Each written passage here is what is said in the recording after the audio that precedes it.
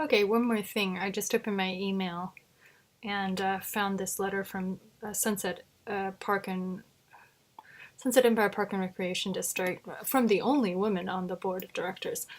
It says, "Dear Ms. Ang, I and the rest of the SEPRD Sunset Empire Park and Recreation District Board would like to express our appreciation for your speaking during the public comment section of our last meeting. We can appreciate how difficult this must have been. I listened carefully to every word. The same way I have read every letter you've sent us regarding this incident. The board and I understand that your intention is to protect others in the community, and we appreciate your efforts. The health and well-being of this community is also our #1 priority. The board and I want to assure you that we take all reports of harassment of any kind seriously. We do background checks on everyone in our employ. We have employment policies in place that clearly address consequences for such behaviors. We will continue to closely monitor the situation and the investigation process that is ongoing. Again, we appreciate your attentiveness to this matter and you making sure the board is aware of this case. Warm regards, Veronica Russell, SEPRD board member." So she seemed very with it when she was like it was easier to look at a woman's face, and she had a very sympathetic face when I spoke for 3 minutes. There was one other point I wanted to make. It's getting late.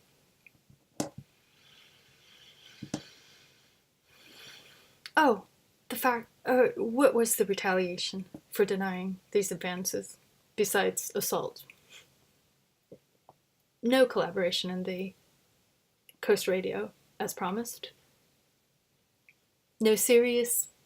The offer to work at the parks as a volunteer was clearly completely dropped due to his inability to complete his recruitment process of first I sexually assault you, then I recruit you to work as a volunteer. So the enticement to keep his assault and harassment secret on this presumption that I'm going to be working in these, 2 different jobs or quasi-jobs. The quid pro quo was, I did not provide sexual services to him, so therefore I don't get to volunteer for the radio and I don't get to volunteer for the parks. So so say for instance, Ronan Farrow's just broken the CBS culture of impunity thing on the CBS CEO. I was sexually assaulted, then fired. Basically, I was sexually assaulted, and then the offer to work at the radio was terminated. I don't believe that the offer to work at the parks is really bona fide. I view that as deceptive and an enticement to buy my silence. Like the shut up script one of Weinstein's victims was sent. Oh, I assault you, then I offer you an opportunity, so then you don't want to report the assault. He offers the opportunity to buy a little bit more time. So that denial of opportunity hurts. It feels sexist, it feels discriminatory. It feels like I'm a perfectly worthwhile, great person. The idea of a radio show, I would not pursue that necessarily, but I'm a big ham and I've done all kinds of junk on the internet with video blogging or music interviews when I was like a blogger about music, a music blogger, a music reporter, It's like, like getting denied opportunities because you won't provide sexual services. And also, I really do have a thing for seniors. Like, I loved caring for my dad when he was aged and had dementia.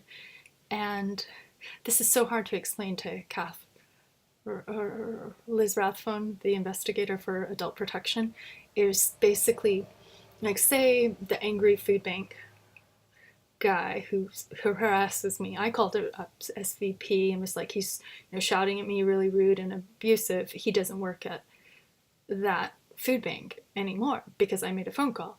So this fact that certain men who provide you poverty services or they like to harass too, that's something poor people get used to. And I think with Duffy's level of harassment, the fact that if I were able to volunteer 3 days a week at the senior meals thing, I would be getting to have social interaction with these people, elders, And then I'd probably get to take home some bread or some blueberries. Like he brought me blueberries from there once. So it's kind of like if I report him for his sexual harassment, I might be denied necessary food that as a poor person I might need. So because he's the gatekeeper of the resources, he's using that power over me as a poor person that he is exploiting or trying to exploit sexually to induce panic and fear about starvation, which fortunately, like, I'm not starving. So, but the psychology of poverty, where you live very low income and you have no money for expenses, that factors in your willingness to turn in your abuser. Is your abuser also controlling the food resources? Hunger Games type stuff. So thanks for this lovely letter. That was completely appropriate on July 24th. That was composed. I'm proud of them for being proper and acknowledging me and not just giving me this deaf, I don't know if they're there, like, do they have a pulse type response? No, this is good. I'm really proud of them. So, heads up.